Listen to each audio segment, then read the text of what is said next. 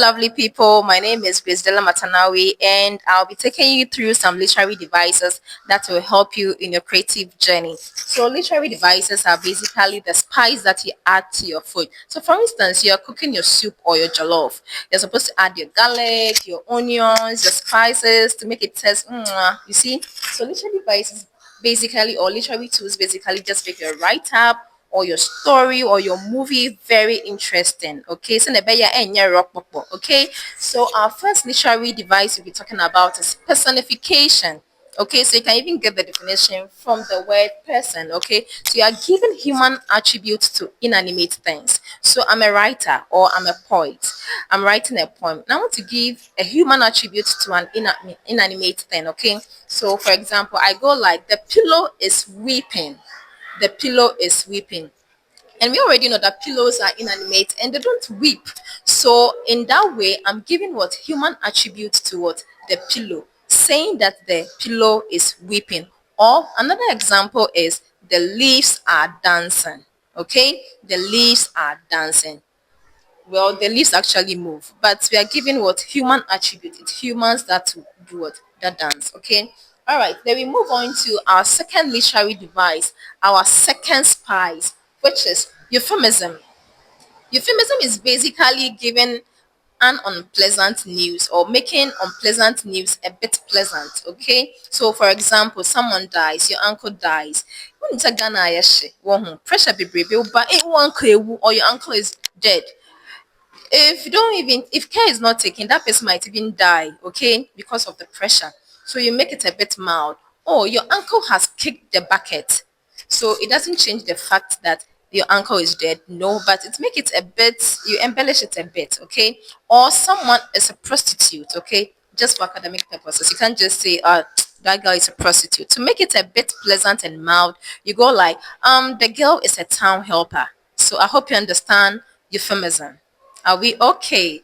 All right. So our next literary device, our next spice we're talking about is metaphor. Metaphor is basically comparing two unlike things without the use of like or as. So this metaphor and simile, I say they are twins. They are unidentical twins. They are from the same sack, but they look different. Okay.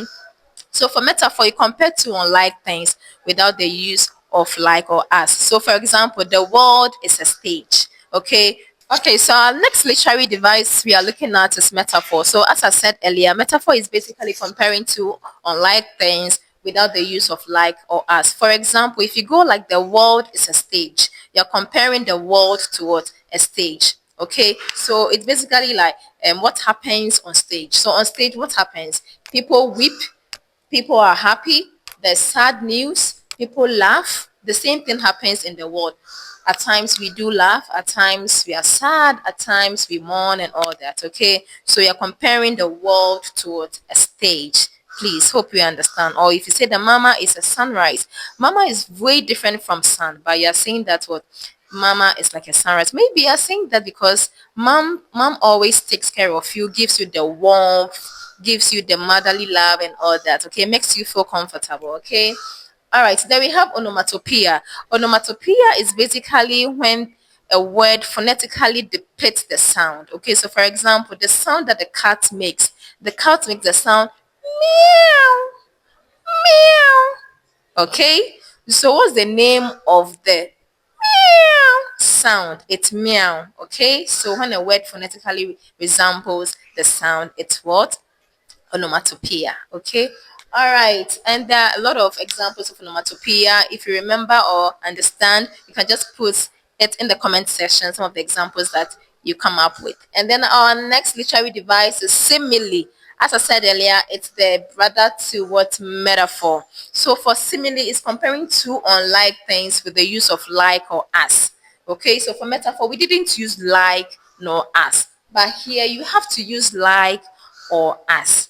Okay, so if you compare, if you go like mama is like a sunrise or she is like a lion.